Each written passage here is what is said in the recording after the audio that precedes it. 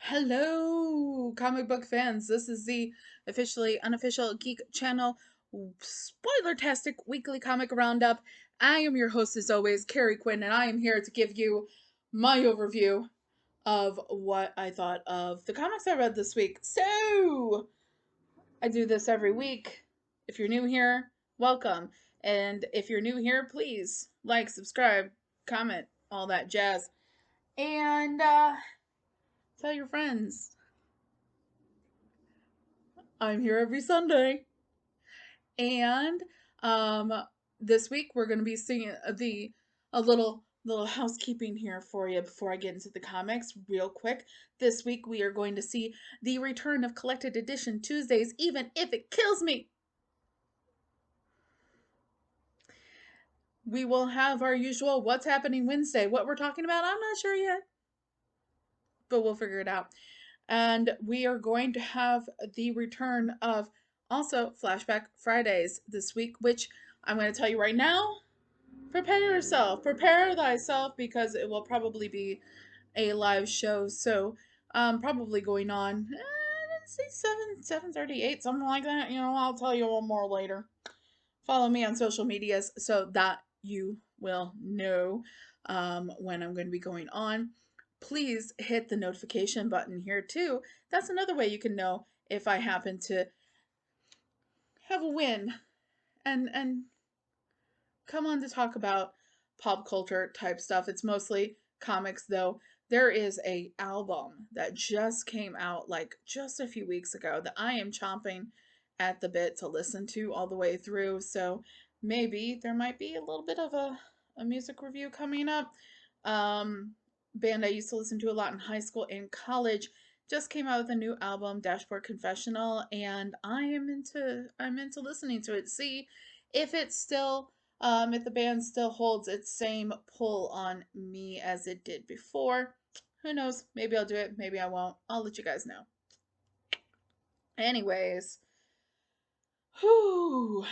Yeah, so the comics this week. Let's get into this. Like I said, again, hit that notification button. You will know when I go on, when I post a video, all that stuff. So, do it. If you haven't already, do it. All right. I know some of the faithful out there. I've noticed when I go live, you guys always find your way. You find your way to me. So I know somebody has to have hit that notification button somewhere because you all find your way to me. So it works. Anyways, as always with the weekly comics, I get spoilertastic. That's why I call it the Spoilertastic weekly comic roundup. So if you have not read your DC comics and one in particular Marvel comic this week, then I would advise you please put a pin in this, come back to it, and come back to me later. Put a pin in it, come back later. Because I do talk about everything that I'm thinking about with these comics, quite frankly. And so, spoilers will happen. If you're wondering ahead of time, it's a lot of DC comics. The one Marvel comic I do talk about eventually is a number one. I don't want to give it away because here with Officially Unofficial Geek, the weekly comic roundup, we count them down from my least favorited to my most favorited. So here we go. That in mind, let's do it. So first, we're gonna talk about the Joker, the penultimate issue of the Joker, Joker number 13. So I fell off of this for a while, and then I jumped back on because a little birdie named Joe told me I probably would want to. And he was right. Yes, nothing really mind blowing happened here. They're probably waiting for next month's issue being the last issue to really mind blow us here. But yeah, we got a little bit of a cliffhanger ending here with Bane, the actual Bane showing up and being like, hey, to Vengeance, we need to talk. That's basically how it ended. For those of you that are not caught up, the Joker is now being held captive by the cannibal family. Okay, so I gotta tell you, I was not appetized at all reading this comic, but I know that that is probably a good thing. It means, Carrie, that you are not a cannibal. Well, good. Because reading this, there was a lot of imagery that was upsetting to me. I mean, you know what? I can understand somebody having like the whole like curiosity involving that sort of thing, but nah, nah, nah. I don't get it. I don't get it at all. But no, no. I'm trying to be no, no, no. It was gross. Sorry. I for some reason I was grossed out by all of it. I was grossed out while reading The Joker, number 13. Um, he's being held captive. The Joker is being held captive by the cannibal family, and they're getting ready to eat him. Now, okay, so if you're going to be a cannibal, just follow me here for a second, guys. If you're going to be a cannibal and you're going to eat human flesh, why on God's green earth, on the gods above and below, why would you even think of picking that guy? Like, seriously, you must not care about eating organic or anything, because that guy, it flew, the whole idea of organic flew the coop on that guy a long time ago, obviously. So, if you're caring about, you know, what you're actually putting into your body as a cannibal, then you are missing the mark by wanting to eat the Joker, okay? Maybe this is one you just kill and you move on, okay? Don't taste him. I mean, but okay. Cannibalism is wrong. Anyways, why would you want to eat the Joker of all beings in this world? The Joker. I understand. You guys, the cannibalistic family thinks that he caused a day and killed their family member. Technically, he did not. We found out previous issue it was not him. It was actually Bane. Um, but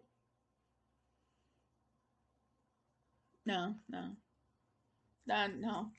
If you're gonna be a cannibal, you obviously do not care about organic. If you're willing to eat the Joker, just saying, just saying, guys. Like, real talk here. You do not care about what you put in your body. Mm-hmm. Mm-hmm. I mean, obviously, you know, they're cannibals, so but you know, does anybody understand what I'm saying here? Does comment. Do you think that if you're a cannibal, that eating the Joker is necessarily the best idea? Because it's not really like, think of all the chemicals that got, and he even makes a comment like that, like, think of all the chemicals that I've put in my body. Well, okay, so anyways, the Joker ends up killing the guy that's supposed to be cooking him. So there's that, right? And then Vengeance shows up and basically kills everyone in that family except for maybe like a couple people, right? Like literally tears limbs and somebody's head from their body. It's pretty dope. Okay. Because she's looking for the Joker and she is there, and she has her specific reasons for being there, which is, you know, to find the Joker and kill him. Um but yeah, to get to the Joker, she has to get through this entire family, and she kills all of them except for like two, right? Um, and like literally the biggest dude in the bunch, you know, she's like ripping his head off, like with a punch, like it's like an uppercut, right? And she's like ripping his head off, like clear off. It's like he's like a daisy, and she's holding it. And she's going, yeah, crazy. But ew. Just being real. Keeping it real here, guys. Keeping it real. Anyways, Bane, stops Vengeance from killing the Joker, and we're gonna get that answer as to why next week. Not next week, excuse me, next month with the last issue. So next on the hit parade, we got Future State Gotham, number 11. Interesting stuff happening here. Just when I thought I was off, I am back. There's some surprise Harley Quinn in this week. Okay, so this is one of them.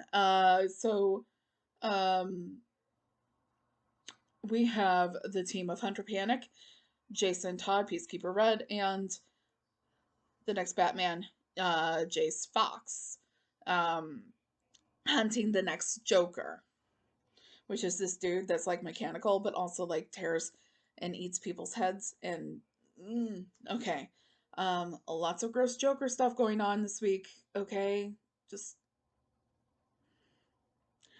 anyways, so they're trying to turn in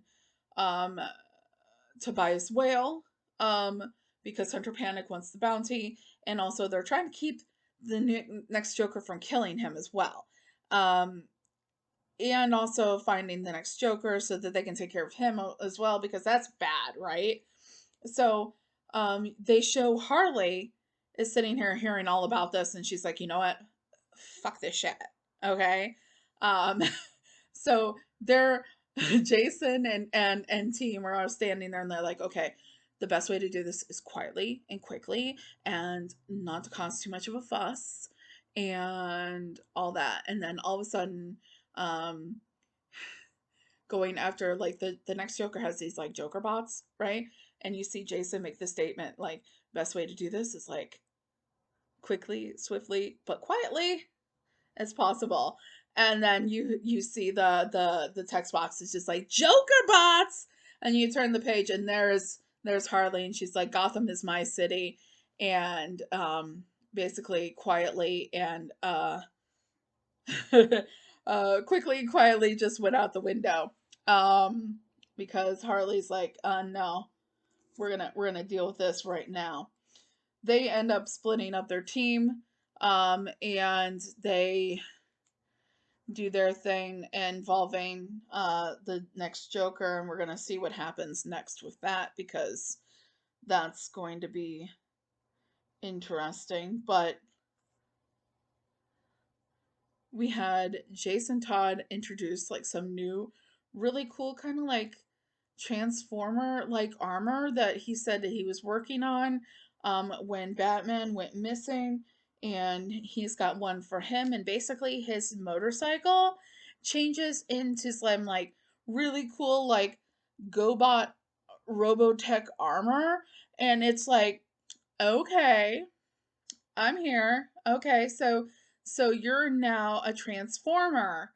Cool. And not literally, guys. No, that is not a property that DC has. But you're kind of like a transformer slash weird Power Ranger kind of thing, which is cool. It's cool. It's cool. I'm here, and I'm reading it, and I'm into this. Um, he's also got one for Jace Fox's Batman as well, and they're showing up and doing their thing, and there's a little bit of a cliffhanger there with that. But across town, we have kind of a weird situation here. We, in the last few issues of Future State Gotham, we've had Talia al Ghul teaming up. Oh, look at that. That's beautiful. That advertisement there on the back of that. It's really nice. Unmask the truth. I love that. Of the Batman. That's cool. So you have Talia al Ghul has teamed up with Nightwing, and Nightwing is going to use this new drug called Blaine. So basically what it is it enhances your mental capacity to anticipate things that are happening, have a little bit of clairvoyant properties, and he was looking to use it to get the upper hand. He's been microdosing it. Nightwing has been microdosing it so that he can get the upper hand in the current state of affairs to help his team, the Bat family. And Talia al Ghul realizes this, and she comes to Nightwing, and she's like, "Okay, so dude, I'm not going to criticize you for this. I know that you've been doing this. It's obvious that you've been doing this. I'm not going to be critical of you. I'm going to ask for your help." Now, what does Talia al Ghul want with Dick Grayson? Well, she wants Dick Grayson to use this drug under the watchful eye of her scientists to find Damien. So, of course, Nightwing's going to help find Damien, right? So, those of you that have not been reading Future State Gotham, okay,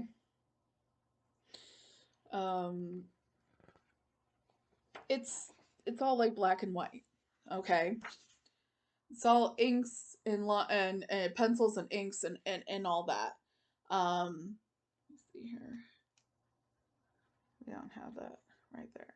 Oh, here's like, this is my Gotham, and I'm Harley Quinn. City belongs to Harley Quinn. Yeah.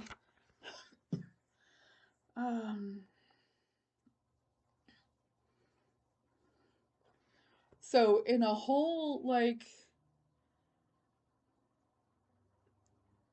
series of the story, everything's been black and white. Nothing has been in color whatsoever except for, covers, you know? But Nightwing gets this drug, and all of a sudden he can see everything. And it's just this brilliant watercolor of images of everything. He's just like, not only do I know where Damien is, I know where Batman is. Whoa. He says, she's like, did it? And he's like, yes, I know where Damien is, and Bruce Wayne too. And he collapses. And Talia's like, you better keep this guy alive, to her scientists and her doctors and her medics. Like, I will kill you if you don't keep this guy alive.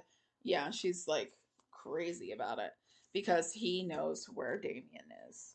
So supposedly Damien is missing in this universe, this elsewhere's type of thing. Because I think we've had it established pretty well that this is not actually going to happen. This was stopped. And I have to imagine this is going to be something that is going to be ending soon. Like, I don't see it carrying on much past a certain point. If it does, it's just kind of weird. Like, I think maybe it has to have an ending point. This is not something that's got to be, this has to be something that's not an ongoing series. There has to be an ending point. I don't know if anyone has any kind of information about anything they've read, articles, whatever. Maybe somebody's got the receipts, like somebody made, a quote. Let me know, because I'm actually very curious to find out. But just when I thought it was out, I'm back in again.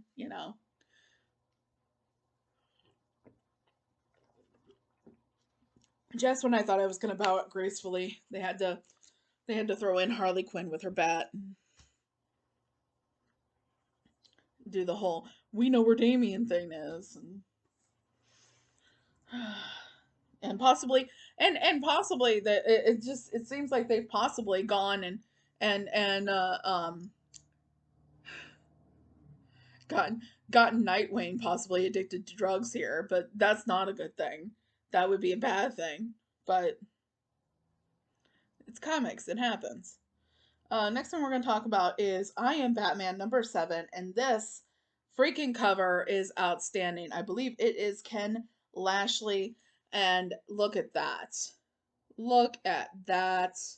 That is gorgeous. I Am Batman Number 7 um, wasn't groundbreaking, but it wasn't, bad either. I like the interaction between um,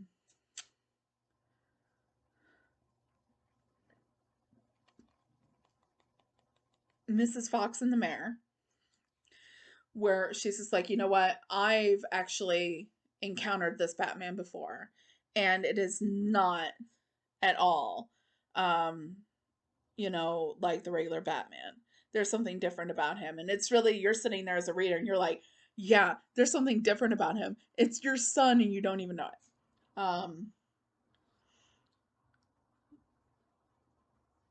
Yep, it actually does say the cover by Ken Lashley. Yeah. I like that it's doing this now in case the cover is different than the interior artist. They have that right on the cover, with the little barcode. You can kind of see it. It's like cover by Ken Lashley. This guy is this is awesome. I love this. This is beautiful. Crazy, crazy beautiful. Another look at that. Another look at that. So fun interaction, where she's like, no, there's something different about this Batman because I've seen him up close. um the two daughters are talking, and the one is going through her rehabilitation. That was nice. The detective work that actually, um that Jace is doing with Val, was very nice. And let's see here, range here. Um, the oh the ch oh so the detective that came from Gotham, the Chubb lady, and she brought her partner with her, right? And he's just trying to like be like, you know what, you need to calm down, because her first interaction with Batman, with Jace Fox, did not go well. Um, Jace is like, you know what, if you want me to look into this murderer thing, you need to actually look into the things I've been working on, and then we'll meet in the middle here. So he gives them information about some guns, that are being gun trade, uh, that they could go bust. So at first and he's like, okay, well then I'll go and look into this murder. All right, cool. So she didn't like that, because she has attitude about Batman, um, for reasons. And she goes and they check out the information he gives involving the gun trade operation. And it's legit. And the thing is like she's sitting there and you see her like soften like a little bit. She's talking on this burner phone to Jace Fox's Batman, and she's just like, you see this actual visual like indication that she's like softening to him. Like she might be actually willing to work with this guy, but we'll have to see. Um he's investigating. He's finding out that this guy that got murdered is actually like a big fat shit. Like he is not a good guy. He is involved in like child trafficking and all kinds of crap like that. So the victim, the Vic, he's like not a good guy at all. So you have to wonder like, does this have something to do with it, and that's kind of what they're going to be looking at, it seems. And we'll have to see what happens with that. Next on the hit parade, we're going to talk about Superman, Son of Kal-el, number 9. This is part 2 of the little two-parter Superman and Nightwing crossover. Very lovely tale. Very lovely. Very lovely. I did very much enjoy this issue. Um, kudos to. Okay, so let's actually start here. We have them working together and finding out more about the Rising, and how they are, being, you know, They're working with LexCorp, and all this stuff. So, dude, dude from the Rising is basically like not that smart. Like, and it's really funny the interactions that happen, and the commentary that happens from Nightwing is a lot of fun. And it's like this guy like headbutts Superman, and he's just like, wow, who is dumb enough to headbutt Superman? Like, that's gotta hurt. So this guy gets captured, and everybody else from the Rising like flies away, right? And they're trying to figure out where they've gone, and there's like a tracker that Nightwing had planted on one of them, so they're finding out where they're going. Well, in the middle of all this guy like blows up, like right in front of John of Superman, and he like blocks the blast from Nightwing, so Nightwing's okay. But obviously he feels bad because he wishes he could have like saved him, that kind of thing, and it's like really bad. So him and Nightwing go back to Superman's, house where he lives with Lois Lane and everything like that, his mom, and Dick Grayson. He's just like goes to Lois Lane. He's like, look, I'm here in Metropolis not only to check in your son, but I'm also here because I am going to be funding Trust, which is the group that uh, John's boyfriend. Can we call him a boyfriend yet? We'll go ahead. We'll go with it. John's seemingly significant other, um, is the head of. It's like an organization. It's like a journalistic organization, where people are trying to get the truth out. Hence, it's called The Truth. So it's not just a clever name. And Jake and also is also one of these super like post-humans that was created by the government of Gamora, and he can walk through walls, right? So Jay, being the concerned boyfriend, right? Partner, whatever you want to call him, comes in through the wall because all he saw was like a video of like some dude blowing up in front of Superman. And this is online, it's everywhere. Excuse me. Spring ahead. And he's like sitting there, and Superman is sitting there with Dick Grayson, and they're talking. Dick Grayson doesn't know about Jay. And a really funny moment where Dick Grayson's sitting there talking to him, and uh Jay comes through the wall, and Dick Grayson's like, what the hell? Like he's like scared, and he's like, what's going on? And everybody's like in commotion mode, right?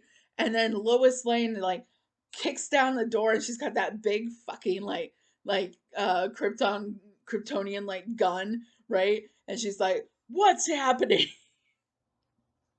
So kudos to Lois Lane for being the badass of the week. She's like, no questions asked, kicking down the door. And they're like, she's like, oh. And it de-escalates quite quickly, with some explanation. And everybody is on the up and up now. But, excuse me, what we find out is that the whole internet and media are abuzz saying that Superman killed that man. We know it's not true because we were reading comic. But anyways, good stuff. Carry on. All right, so you know how I was talking earlier about unexpected Harley Quinn? Surprise, Harley Quinn. And also surprise at the end of this, because here's the thing. If you've been reading The Shadows of the Bat Arkham Tower series, um, you have been aware of two things. One, Batman is not there. This is all the Bat family dealing with all this, and that's one. Two, there's been this woman that's been in Arkham Tower that is being referred to as this woman up until this point as a woman that is pretending to be Harley Quinn. What you find out in this issue is she's actually not pretending to be Harley Quinn. She is actually Harley Quinn pretending to be a woman that is pretending to be Harley Quinn. And she is a plant by the Bat family. Surprise! Surprise, Harley Quinn. She is a plant. She's been there the whole time looking into these things and looking into everything. And now she is back in action, folks. And she is doing her thing and she's communicating. She's got her direct channel to Oracle, and she really shines in this one. Let me tell you, she really shines in this one. I really love the Harley Quinn interaction where she's just going around taking care of business everywhere. Like, it's pretty cool. But anyways, so that's my major, like, oh my gosh moment, okay? But the next major oh my gosh moment, one, is the whole gosh darn thing. This is actually really ramping up and really getting to be really good, and too bad it's almost over. I had made the comments before, is this slow or a slow burn? And it is a slow burn, okay? I really just hope that they really end this on a high note, because it looks like so who makes their reappearance last issue? Not this issue. The last issue is the Scarecrow. The Scarecrow is like, okay, cool kids. All right. Here is my thing. I am now the boss of all this. That's basically what Scarecrow does. Here's my thing. I'm here now. I'm now the boss of all this. And now I'm going to wreak havoc because I am the Scarecrow. So basically, that's what he does. He has Nightwing. He has now given Nightwing a big old dose of fear toxin and is doing his thing. And that brings us to the end of the issue, where we have quite the interesting, exciting moment where Scarecrow is basically standing at that big old hole that was caused by Dr. Tobias Ware being thrown out of the building. Yeah, remember that happened. He's standing there and he's got Nightwing like standing there. Nightwing has again had this big healthy dose of, not healthy, but hearty dose of fear toxin, and he's about ready to toss Nightwing out the building, and he does. Nightwing is now presumably falling to his death. Oracle's freaking out. Batwoman's like, I'm gonna swoop in and try to handle this shit. And she presumably like she actually, not presumably about it, she actually gets there and she like has a hold of him and it slips. And then all of a sudden, swooping in like a thief in the night, comes Mr. Batman himself for the assist. Holy shit. He's in the fucking Batwing plane, comes in, catches just add in the word, comes in like a thief in the night, catches Nightwing, so Nightwing doesn't die. Whee! Awesome. Okay. I'm acting like I'm making fun of it, but it's really just like at the most dramatic moment you knew that Batman was gonna show back up. And that is right there. There it is. Most dramatic moment, the almost possible death of Dick Grayson, Nightwing. It gets it gets stopped I can't say that one word. I know exactly which word it is. I know what it is, but I can't say it right now. So it gets stopped by that thief in the night Batman just showing back up again, like, hey, what's up? Apparently, shit's gone to hell since I've been gone again.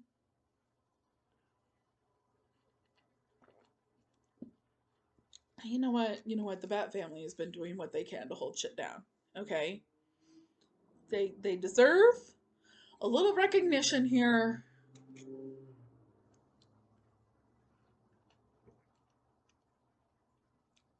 Especially Batwoman, who went not only as Batwoman to this whole thing, but also pretended to be a doctor to get in here, you know?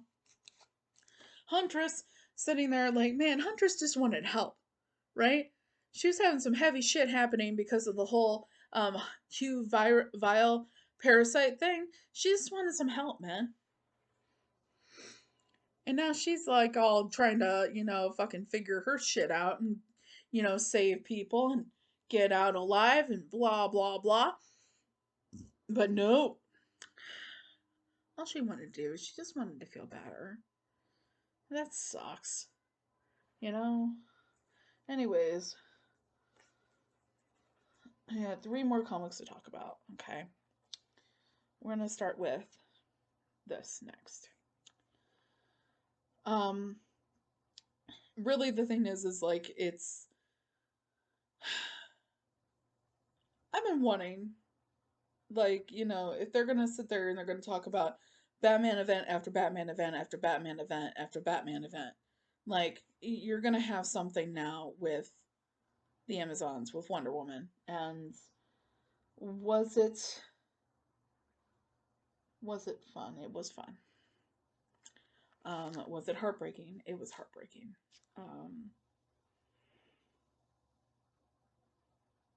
So we have the 3 different tribes of Amazons represented: 1 by the lion, 2 the wolf, and 3 the jaguar. Okay, so the Themysciran, the Amazons, that Diana and Hippolyta and Nubia are from, they are the lion. Okay, you have the group that Artemis is from. They are the I'm gonna totally mispronounce this, the Banamagal, um, and they are the wolf. And then you have the Esqueda tribe, and please forgive me if I am mispronouncing this. The Esqueda tribe, they are represented by the jaguar. Now, they are the new kids on the block because they are the Amazonians that are Brazilian, and they are who came up because of Yara Flor. Yara Flor is leading their charge into everything. So basically, what the Trial of the Amazons is setting up is the contest to discover who is going to be the next warrior, the next keeper of Doom's doorway. And so basically, they have to have like this little Olympian type of contest fight type of thing to determine who is going to be the Amazonian champion, which is going to be taking care of this doorway. So Diana comes back home. You have all the different tribes coming together. You have Yara Flor making her debut in Themyscira, in total Yara Flor fashion. I love her spunk, her wit, and please use her more. I know I've read some previews. She is going to get used more, guys. She's going to get used more. I want more Yara Flor. Just so you know. More. I love her spunk, her wit, and basically she flies in on a goddamn Pegasus. Okay? She flies in on Jerry, right? And she dismounts the Pegasus and she's like, "I'm Yara Flor and I'm from the Esqueda tribe, and I demand to know who runs this joint." Yeah, I love it. I love it. She's like, "I demand to know who runs this joint." You know, like, like I love it. And she's just like, she's got this spunky wit, and I love it, and I'm here for it. And so we've got all this stuff going on, this little like like competition type of thing, and the trash talking that happens between them. And then they have their little feast ball beforehand. And um at the end of it,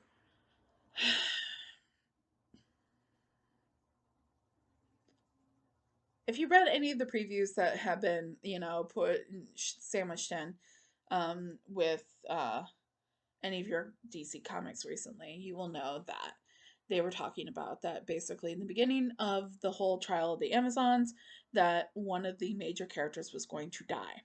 And you didn't know until the end of this issue, which is part one of the whole thing. So no, Nubia goes to see Hippolyta and discovers her dead in her chambers.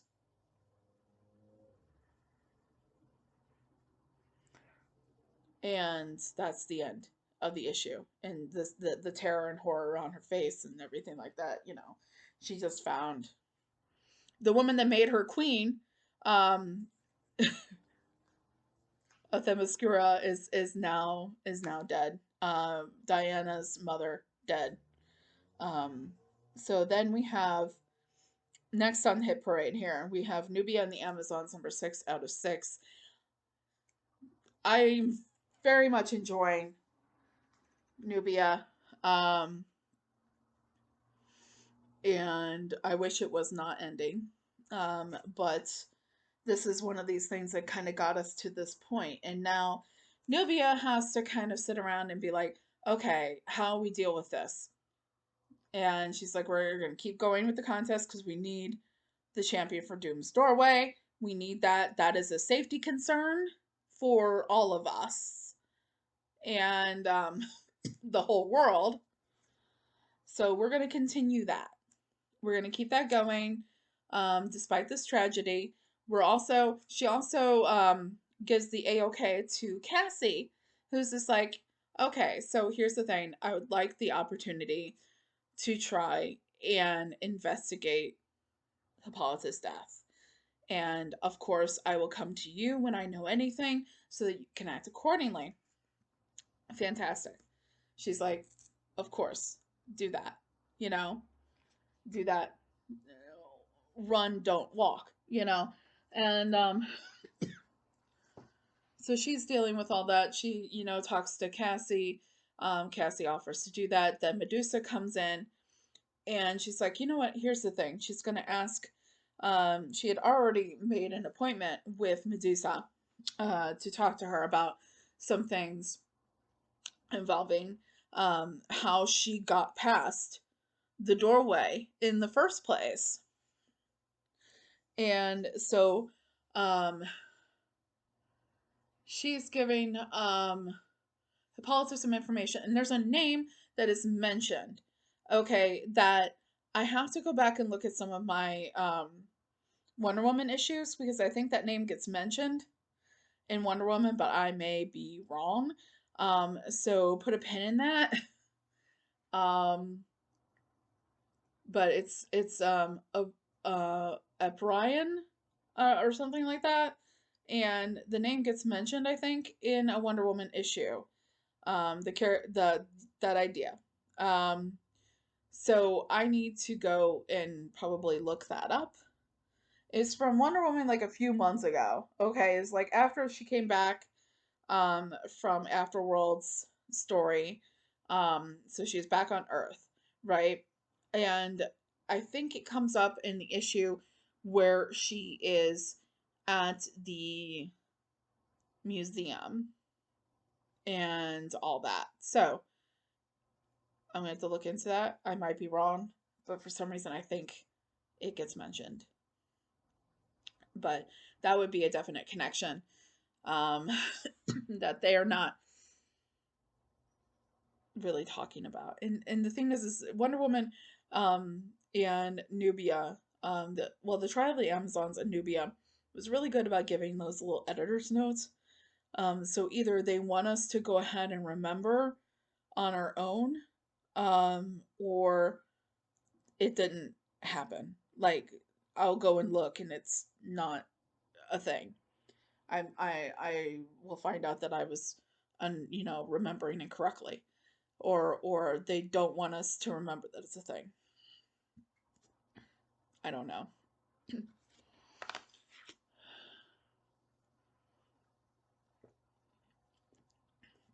Or at least not yet. But the beginning of the issue, that's what, like, the major points that happens involving the whole action of what's going on in the issue. Um, oh, her meeting with Medusa gets interrupted by Diana, who comes in. She's like, okay, just so you know, I'm not waiting for the end of the tournament. I'm going to use this lasso, the lasso of truth, to find out who killed my mother. That's the end. Anyways, at the beginning of the entire issue is this absolutely lovely, heartbreaking, beautiful, sad funeral for Hippolyta. I actually started weeping. It's not hard to make me cry. I'm a crier. Okay. So, but still, I'm sitting there and I'm like reading this and like crying because it's just like, oh my God, this is so beautiful. And nothing better come to cheapen this later. This better be just, this is what's happened. And do not fuck with the gravity of this, please. Do not fuck with the gravity of this because it is beautifully sad and tragic and beautiful in its tragedy. But yeah. So okay, so that's we're to the last book, which means that the Marvel #1 that I read ended up being my favorite book this week. Cuz I mentioned that earlier on in the video. Like, yeah. Okay.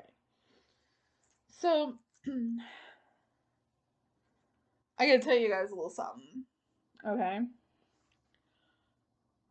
I have, and you've seen it in the videos, I have the Loot Crate reversible hat between Daredevil and the Punisher symbol. And I've been wearing a lot of the whole Daredevil side of it lately. It's because I kept on going out places and my boyfriend would warn me. He's just like, you're going to attract the wrong attention with the Daredevil symbol out. And it's like, no, I know what it means for me. I don't care what it means for other people that don't know. It's for me, you know? And I started attracting people that didn't know about the Punisher. That were into it for the other reasons, and it started getting annoying. So I stopped wearing it like that.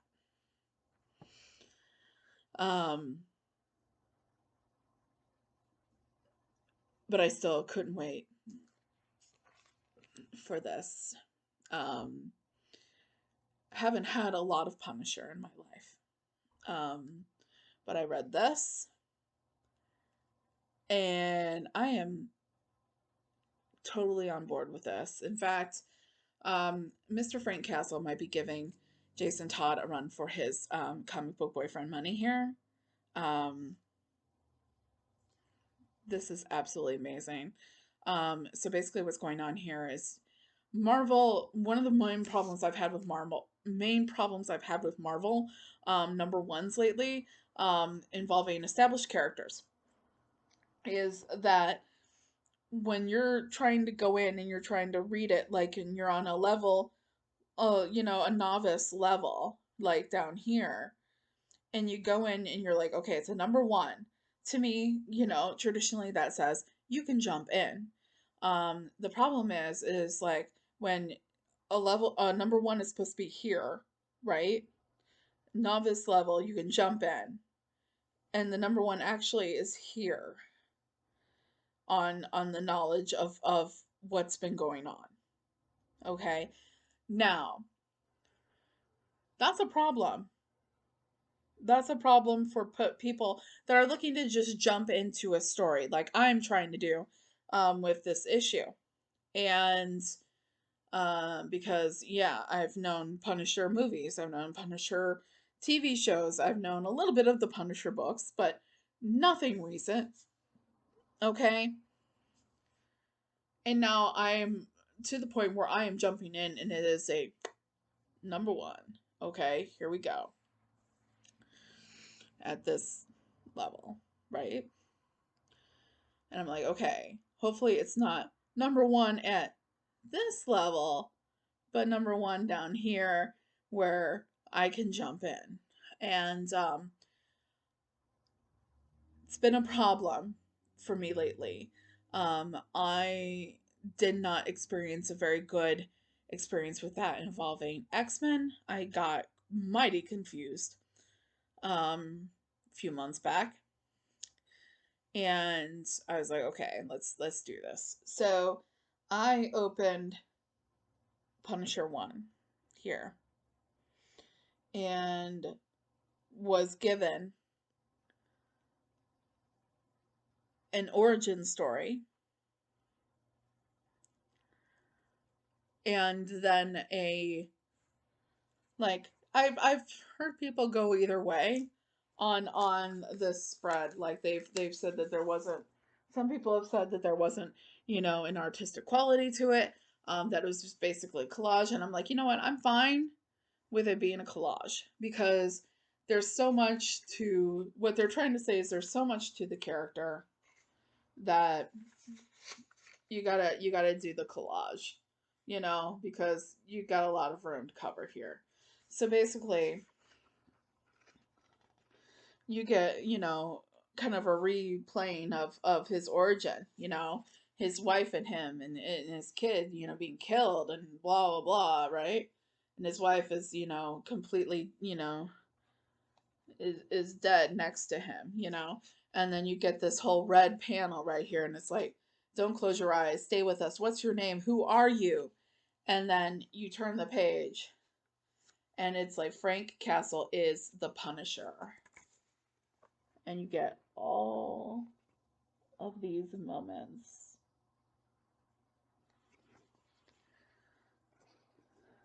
I like it. I very much like it. Um, it is collagey. So if you don't like the idea and the concept of the photo collage thing, yeah, it's not going to be something that you dig, right? But I kind of like it for my own reasons here. Like I'm seeing like different things that I have seen here, and in comics and that kind of thing. And you've got like the Punisher versus Wolverine. You got like all kinds of different stuff here. You've got the obviously the war journal stuff and everything like that. And so it's Frank Castle as Punisher in Punisher King of Killers. Like I just love that. There's a lot of like 2-page spread stuff here that is just insane. So the Punisher has taken a position as basically like the assassin for the Hand. The Hand is something that the Hand trained Daredevil. So that's where you might know them from Marvel history. And you legit have the Punisher coming in here and taking down this whole like operation of gun and ammo runs. Um, and there's this really awesome spread where Frank Castle mostly uses guns, right? But then you got Frank Castle with a katana just slitting some guy's throat. And it's like this 2-page spread. It's like awesome. Awesome. Um, you got that 2-page spread. And then you got this one where you got the Hands ninjas all coming in to like take care of everything. It's like, Jesus crazy. So, he's taken this job with the Hand, and in return, every day, her ninjas gather murderers who went free, rapists, abusers of children from all parts of the world, all found and brought before you by your most faithful disciples. Your ninjas would be proud to dispense with them for their high slayer, which is Frank, in whatever torturous fashion he so desires. And he's like, no, and he does it all himself. Kills all those nasty people because he's Frank Castle. And then it goes into a flashback, kind of like talking about how he ended up in this position, right? And he gets made an offer he can't refuse. So the Hand has now presented him with basically she's just like, look closely and tell me, Frank, do you see anything else that belongs to you? And you see him coming in, and he's, getting in bed from, his most recent, work day. And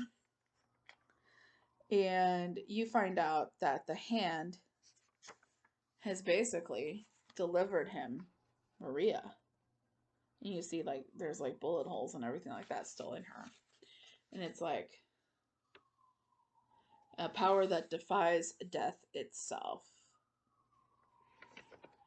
And it's like, oh, wow. So, like, what's the deal here? How did this happen? How is this possible? And what's the catch? We'll have to wait and find out. But that was my issue of the week. Wow. Lots of stuff to cover this week, guys. My last few Sunday videos have been pretty short compared to this.